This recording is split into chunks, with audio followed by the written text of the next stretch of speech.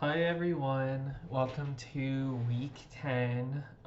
For this week, we're going to be discussing primary and secondary qualities, or another way that you might think about the subject for this week is to think about it as being a philosophy of perception. So we're going to really investigate Galileo as sort of like a forefather of empiricism and his analysis of what we now call primary and secondary qualities. And then we're going to examine a debate that takes place between Locke and Bishop Berkeley. So that's going to be the primary thing that we're going to talk about today. We're going to kind of follow a similar format to what we've been doing so far, where really what we're going to do is sort of clarify the scientific background and focus a lot on Galileo as sort of initially setting up the problem to which the other empiricists respond. And hopefully this will give us more of a concrete sense of how the empiricist method developed within philosophy is sort of meant to reflect upon, understand, sort of emerging natural science. So that's going to be our sort of like primary goal for this video. I understand that a lot of stuff I have written down here is rather small because I had a lot of stuff that I wanted to get out, but I'll try to be really good about reading it all out so that you all are not, at the mercy of my handwriting, right? Okay, so at the top it says primary and secondary qualities. The first thing that we're going to read is this quotation from Galileo, which I believe is page 21 of your textbook. If it's not there, it's like within the next couple of pages. Okay, so what Galileo says here is Galileo says, I strongly suspect that the commonly held conception of the matter is very far from the truth. So he starts out by saying, okay, there's common sense notion, right? And then there's the truth, there's a scientific notion. Okay, so we need to keep that distinction in mind. All right, let's keep going. Inasmuch as heat is generally believed to be a true accident, affection, or quality, which actually resides in the material which we feel to be heated. So what is he saying there? He's saying that the mistaken conception of heat takes heat to be a true accident or an affection or a quality. He says that those are interchangeable in this context, right? So what does it mean to say that heat is a true accident? Well, he clarifies. A true accident is one which actually, that should be ly, actually resides in the material which we feel to be heated, right? Right, and so in this case, what he's saying is that the ordinary perspective about heat is that heat is a quality. It's like other qualities that an object has, like its motion or its figure or its number or something like that, right? As a quality that really belongs to it, right? And what Galileo says is the scientific conception, by contrast, is that heat does not belong solely to the object which we sense to be hot, but is our relationship to that object. It's too hot for us, right? And so Galileo sort of sketches what we can call the distinction between primary and secondary qualities. Primary qualities are those which I must conceive as belonging to substance. So in other words, anytime I think of a thing, right, I have to think about it as being a certain shape, right? It's so and so big. It has a certain determinate number, right? All of those things belong to the substance itself. It doesn't belong to the person perceiving the substance, right? Okay. Whereas secondary qualities belong to perceivers, right? So basically what Galileo is saying is that secondary qualities are produced by the interaction between the substance and the perceiver, right? So whenever I think something smells bad, right, that's the interaction between, you know, uh, the molecules produced by whatever's smelling and my own sensory apparatus, right? That's what sort of produces the sensation of ew, gross, negative, right? Yuck. Okay, so we know kind of like what the rule is for something being a primary, secondary quality, but what are some examples? Okay, these are ones that I've written over to the side here. So examples of primary qualities: motion, figure, number. So the things that physics sort of paradigmatically investigates, right? Secondary qualities, they're things like smell, taste, color, agreeableness, right? Do I like it or not? Sound is another interesting example that Galileo gives, right? And so what I've written here in the black is that one way of understanding Galileo's thesis is to say that secondary qualities are caused by primary qualities. And since primary qualities are the qualities investigated by physics, we may think of this as being the beginning of a reductionist program in philosophy, right? Okay, so what does that mean? Well, Galileo's example is, well, the way that something smells is basically a result of how those molecules, he calls them corpuscles, because that was the sort of like scientific language at the time. But for our purposes, we can think of them as atoms, right? Or something to that effect, right? Galileo had this theory that what was going on with heat is, you have atoms moving really fast, right? That you could reduce heat as a secondary quality to motion, right? And then similarly, smell would be sort of like the agreeableness of the sensation of the, smell corpuscles interacting with our noses, right? And that this is ultimately what produces the smelling sensation or the sensation of agreeableness or disagreeableness that follows from a smell, right? And then similarly, color, like one of the things that Descartes wrote was in optics, right? Like a huge sort of scientific and philosophical analysis of color, trying to understand how color can be produced by light, right? We might think of this in contemporary language like being produced by photons or something like that, right? So the reason why I call it a reductionist program is because you're trying to take these secondary qualities, right? These ones that are in many ways sort of more phenomenologically complex, right? Smell, taste, color, agreeableness, right? These are the things that human beings tend to have a lot of disagreement about. They're the things that are hard to investigate using natural scientific means, right? What Galileo announces is, hey, we can clarify our understanding of these qualities, these secondary qualities, smell, taste, color, agreeableness, sound, things like that, right? We can just reduce those, essentially, to motion, figure, number, right? Things that we can understand through physics. So essentially what Galileo is saying is, hey, we can come up with a theory about secondary qualities. We can begin to understand how they work, right? Once we have sort of taken the primary qualities, right, into consideration, we sort of have a means for investigating those, right? Physics.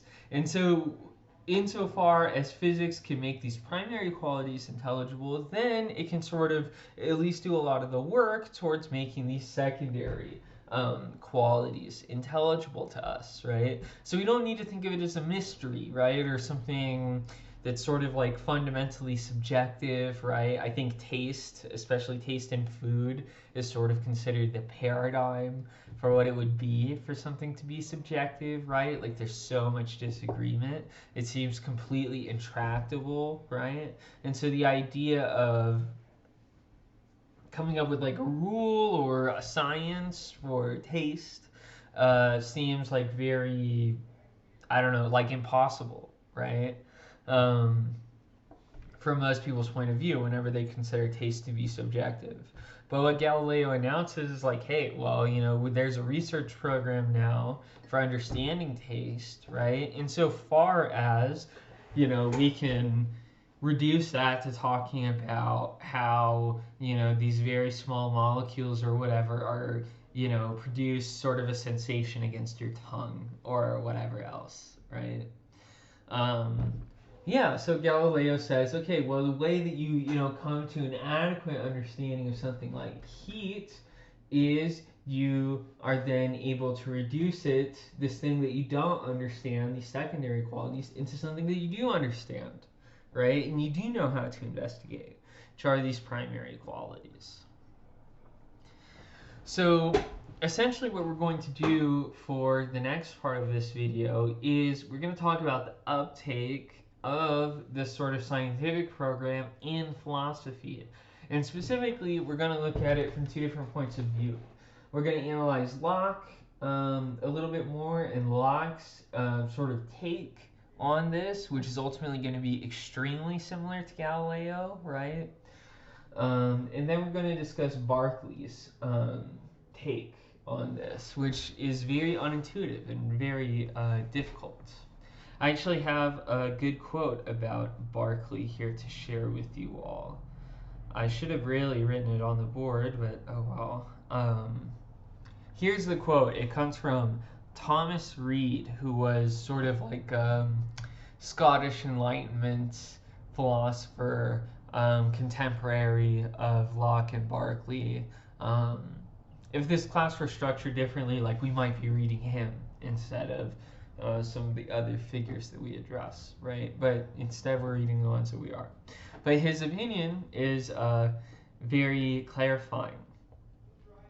He says, quote, "The opinion of the ablest judges seems to be that Berkeley's arguments neither have been nor can be confuted, and that he has proved by unanswerable arguments what no man in his senses can believe." Right? Okay, so what is he saying there, right? Reid is saying essentially that Berkeley is an extremely sophisticated philosopher, right? Berkeley is very, very good at using philosophical argumentation, right? And using it to sort of promote this worldview that he is developing. But that even though we can't refute him philosophically, that we are left very, very wanting sort of by his philosophy. And so that's very interesting, right? It's like, well, basically Berkeley shows in some ways how empiricism, taken very strictly, is very inconsistent with a lot of our ordinary everyday beliefs. Whereas Locke wants to say that empiricism vindicates our ordinary everyday beliefs. And so we're going to see exactly how that debate plays out given this distinction between primary and secondary qualities. Ultimately, Locke is going to say there is a difference between primary and secondary qualities, and we can know it, and you can, as an empiricist, investigate that distinction, right? Whereas Berkeley is going to say there is not a distinction between primary and secondary qualities if you are an empiricist. Okay, so we'll see their arguments for these points of view in a second. Okay, Locke. Oh no, so I should explain, I wrote here in pink, some terms in philosophy of perception. So it's very helpful when you think about philosophy of perception to use a little bit of a standardized vocabulary, right? These are distinctions that might not immediately come to you, but are very, very helpful in thinking about these cases. Okay, so first one is the distinction between illusion and deception, right? Okay, think about it this way. If I have a cup of water and I put a pen in it, right? Then because the water bends the light, right, it will appear as though the pen is bent, right? And this would be a case of an optical illusion. For our terminology purposes, we want to think about illusion as basically being where when you perceive something, the way that you perceive it is somehow distorted, right? So in the case I gave, the water bends the light, and that's what produces the optical distortion. Okay. So illusion is essentially for when you don't fall for it, right? Like regardless of whether or not I believe that my pen is really bent, I see it as if it were bent, right? And so this is, for our purposes, what it means to be, to see an illusion, right? Seeing something as an illusion doesn't actually dispel the illusion, right? Like I can give you, examples of optical illusions, and even though right, that there's something tricky going on, right? You can't just make yourself not see it, right? That's why the illusion works. Okay, so we want to use illusion to refer to when something sort of like messes up your perception, right? But it does not reflect your judgment on the matter. Whereas by contrast, deception is where you fall into the illusion, where you see the pen, the pen appearing to be bent, and then you judge, yes, it's actually bent, right? Okay, so that's the distinction between illusion and deception. Deception is when you fall into the illusion, right? The illusion you see either way. And then similar, you want to talk about veridical versus non-veridical perception. For the same reason that we have the illusion-deception distinction, you want to not describe things that you perceive or your perceptions as being true or false, right? Why? Well, when you're doing formal logic or something like that and you're looking at a proposition, then you can actually, in a formal way, determine its truth conditions, right? It's true in the case, a conjunction is true in the case that both of the conjuncts are true, right? That's and statements. And statement, if it's raining outside and it's windy, then it's raining and it's windy, right? And so you can develop a formal system to start to describe, hey, here are the conditions under which something can be true or false, right? You don't have the ability to form a formal system in that way to deal with perceptions, right? And so insofar as we want true and false to have these really technical meanings, right, then true and false sort of have this sort of vague, indeterminate meaning in perception, and we would prefer not to have that, right? We want to speak as clearly and distinctly as possible, right? So rather than saying that a perception is true in the case that it sort of matches up to reality, we'll say that it's veridical, right? A veridical perception is one where the nature of your perception genuinely resembles the object that you take it to be a representation of, right? So I see a phone, I think a phone, right? That's the case of veridical perception.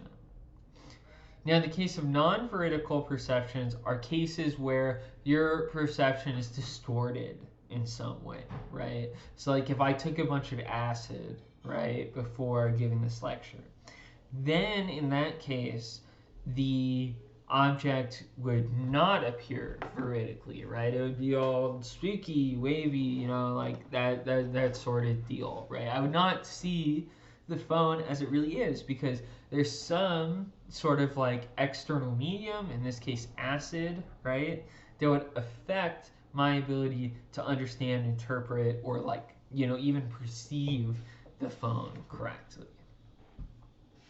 So illusions cause us to have non-veridical perceptions, but they don't necessarily deceive us, right? If I know it's an illusion, then I might not fall for it. If I see a mirage in the desert, I can kind of go through this process I know that there's not a Coke machine, right? Like sitting on that mountain. I just really want to see that. Okay, so with this terminological stuff ready, I think that we're now ready to talk about the difference between Locke and Berkeley's understanding of ordinary cases of perception. So in this case, I've drawn a little diagram here, right? It has this red Locke book, right? And that's supposed to be me. That's Penelope looking at the book, right? And then forming a visual representation. It's like I see the book sort of like in my mind's eye, right? We can all sort of like picture objects more or less. And, you know, in the good case, in the veridical case, then my representation of the book actually reflects the way that the book actually is. Okay.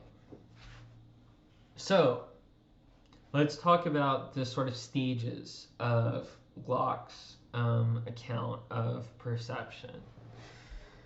So the first part is that the object exists as an independent substance, right?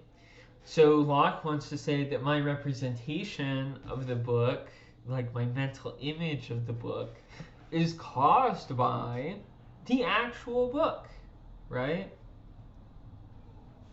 And so the object exists, this book exists, independent of me, right? It's a material substance. And this is where we, see the re-entry of sort of substance talk, right? So the object exists. It exists as a material substance. It exists as something independently of me, right?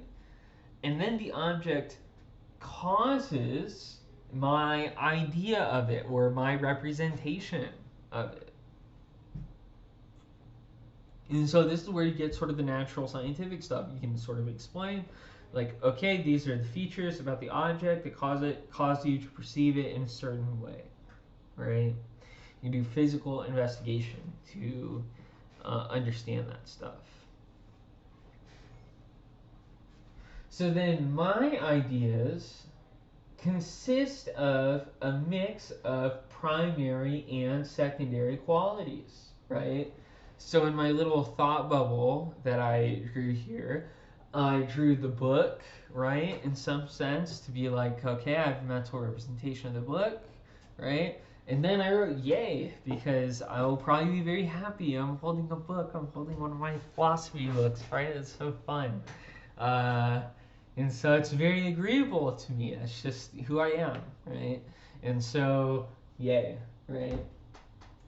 So in this case, we can think about, just to begin, some of the primary qualities of the book, right? The book shape, right? That's something that belonged to the book as an independent substance prior to my perception of it, right? But there are also aspects of my representation that do not belong to the book itself, but instead belong to my own sensory apparatus, right? Or my own character. So in the case of the agreeableness of the book, the fact that I liked the book, the fact that I have a positive reaction to seeing my Locke book, those are not a feature of the book itself, but it's a feature of me, right? Receiving the book. Similarly, I don't know, you can imagine this is a hot dog or something instead of a book, right? You can start to think about taste, right? So I could be like, tastes salty, right? And you might think, oh, well, the hot dog just is salty or something like that, right? But that's not exactly right. It would be better to say that saltiness is a relative property, right? It might be too salty for me. It might be not salty enough for other people, right? We can even imagine other kinds of animals or aliens or something like that. It wouldn't be nearly enough salt for them. Whatever, The point is that the taste, that sort of quality, right, ultimately depends on my sensory apparatus, where it's shape, things like that don't. Similarly, color, right? If you have a dog or a cat, right, they have a very different visual field than we do, right? Similarly with smell, right? And so while a good number of the qualities of my representation of it do accurately reflect the thing that caused it, the thing that was the cause of my representation, several of them come from me, right? In this case, paradigmatically, in the example, it's the agreeableness of the book that comes completely from me. It doesn't come from the book at all, right? But, Galileo's point and Locke's point is that we're very prone to confusing these two domains, right? I'm very likely to think that if something is too salty for me, that it's too salty for anyone. Or that if I like the book, it must be because the book itself is good, and not because of some feature about me, like that I really like philosophy or something like that, right? And so what Galileo and Locke want to say is, well, what often happens in our perception is that we're confusing these two distinct levels. The primary qualities that actually belong to the object and the secondary qualities that are merely relative, right? Okay. And so my ideas or my representations are veridical when they resemble their cause. So, like, just insofar as the picture that I develop in my head resembles the thing that caused it, in that case it's veridical, right? And in this case, you can see that unlike truth, truth is binary, right? Things are true or they're not true, or they're not even capable of truth, right? They're nonsense. Whereas the veridicality of perceptions is something scalar, right? Or gradient, right? It's like my ideas resemble the world more or less, right? I can kind of more or less accurately capture the way that the world is. And so in that way, this is another reason why we prefer to use the sort of veridical, non-veridical terminology in philosophy of perception, because unless you're God, you're never going to have an absolutely veridical perception. There's always going to be some aspects of the perception that are a result of your own status as a perceiver, right? Okay, and this idea is a very nice transition to get us to start thinking about Bishop Berkeley. And so, like that Reed quote that I read for you earlier, I think that the common perception of Berkeley in many ways is that Berkeley provides really interesting, really profound arguments in the philosophy of perception, but no one is really happy, at least for the most part, to sit with Berkeley's ideas sort of as he develops them. They almost become like a problem for people to overcome, like in the same way that people might derisively call each other Cartesians, right? To sort of say that like you have these irresolvable philosophical problems, right? So similarly, in the case of Berkeley, you might call someone a Berkeleyan basically to say that they have these unresolved hang-ups, right? In their account of perception. Okay.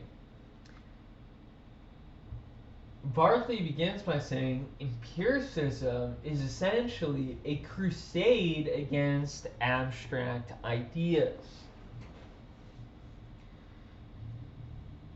Okay, so one way to frame this is to say that there's a disagreement between Locke, Berkeley, and also Leibniz about the nature of reflection, right? Locke thinks that when you get a sensation, right, like you perceive the book, right, you can then reflect on that sensation, and part of what you know by reflecting on that sensation is that that sensation was caused by something, right? And then you can reason that Well, if my sensation was caused by something, then that thing must exist independently of me in order to qualify as potentially being a cause of that sensation. Okay, fair enough. You can kind of see from Locke's picture why it is that he would believe that the objects you perceive do exist as independent substances, right? What Berkeley says is no, not so fast, right? The whole sort of like basis of empiricism is to shut the door on these kind of rationalist ideas like about like what a substance is, right? And Berkeley has an argument that essentially goes like this. It goes like, if our only sources of knowledge are sensation and reflection, how could you ever know about something that exists as an independent substance? You can't know about it from sensation, because sensation only tells you the qualities that emerge as a result of the interaction between you and the thing. Right? In this sense, Berkeley is beginning to reject the distinction between primary and secondary qualities, right? Locke's way of characterizing this distinction is to say primary qualities belong to the object itself, independently of perceivers, and secondary qualities are the result of the interaction of the perceiver and the object. But Berkeley asks, what is the source of justification for talking about an independent substance as an empiricist? It can't be sensations. And then reflection is limited ultimately to what you find in sensation.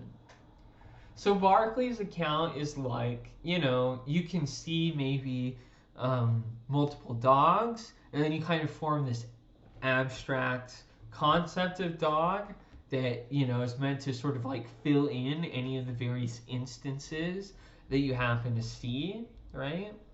But the source of error of the great share of philosophical errors for Berkeley is that what began as sort of generalizations, right? Like I see a few dogs and then I start to generalize certain features about dogs. I sort of begin to form a representation of like what dogs in general kind of look like, right? Then we start thinking about those generalizations as if they were universals, right?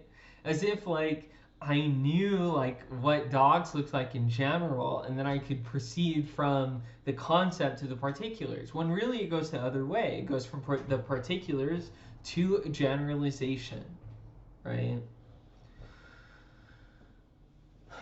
Okay, and so you might think about it like this then. This is impromptu.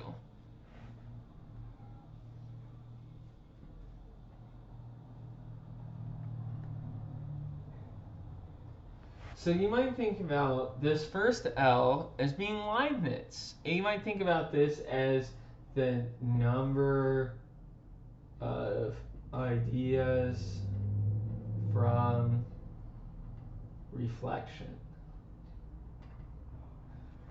Leibniz thought that Locke's scheme, according to which we get ideas from sensation and reflection, is actually good.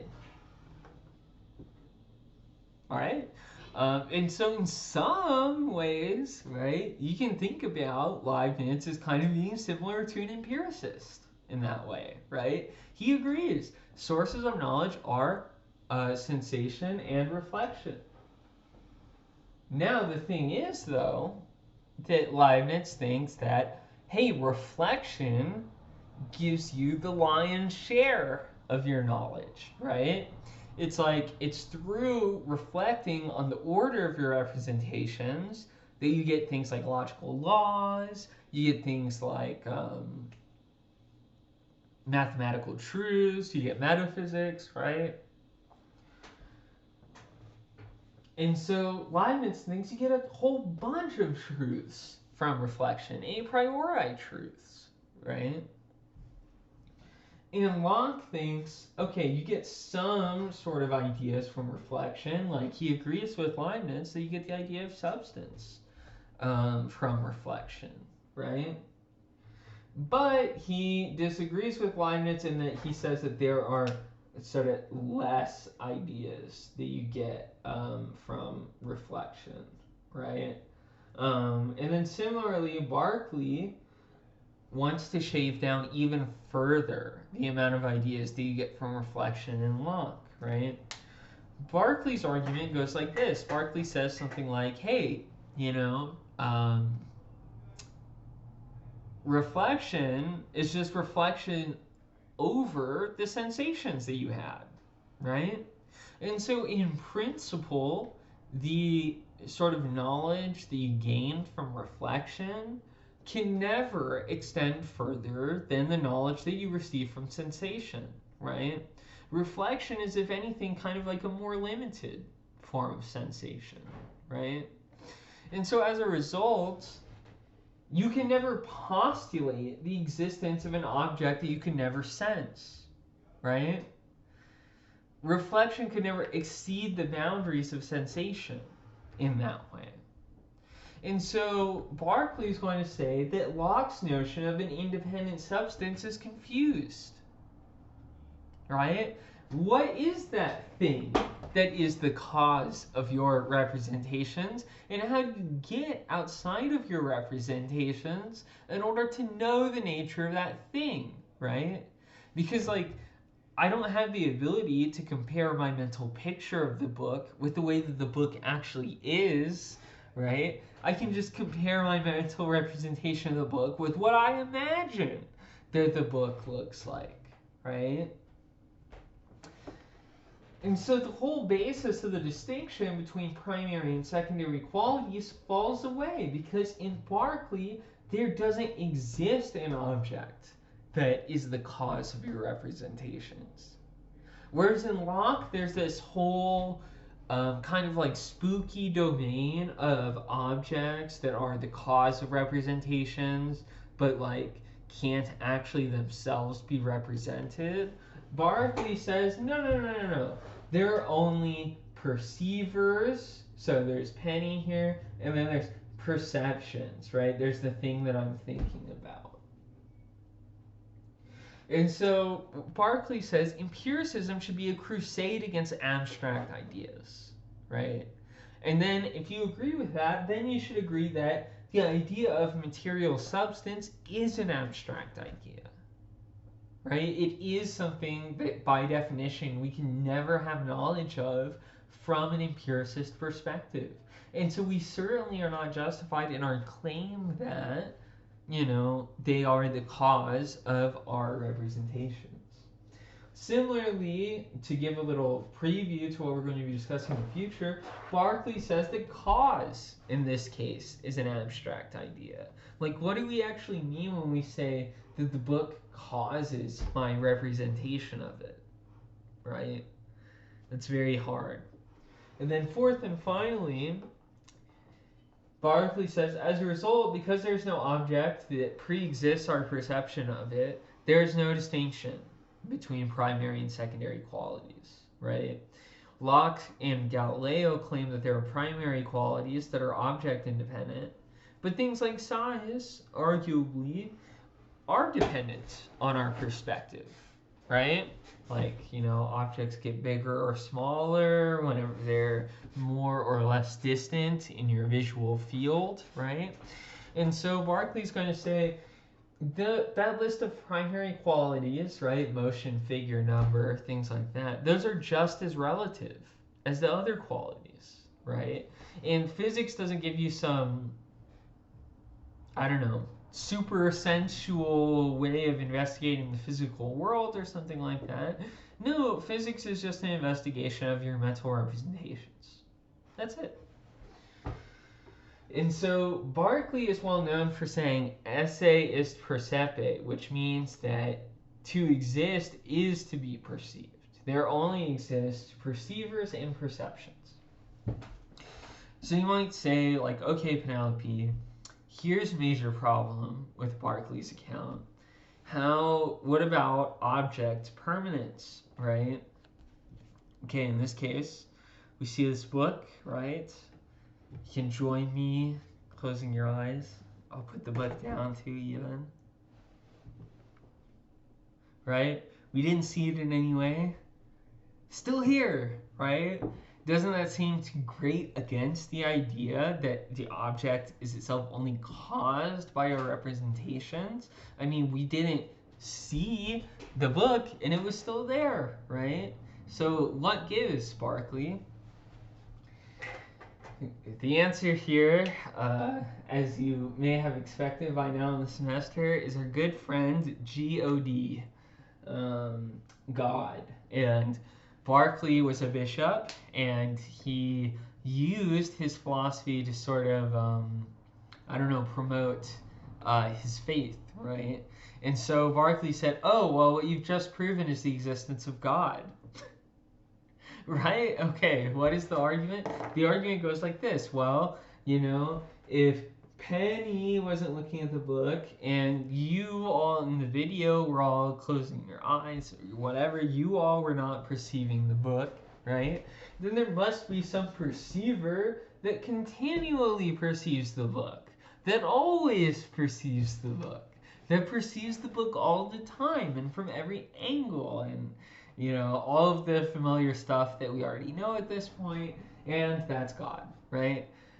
So Berkeley answers the question, why are there objects that continue to exist through time if they aren't being perceived? Well, answer, they are being perceived by the best perceiver.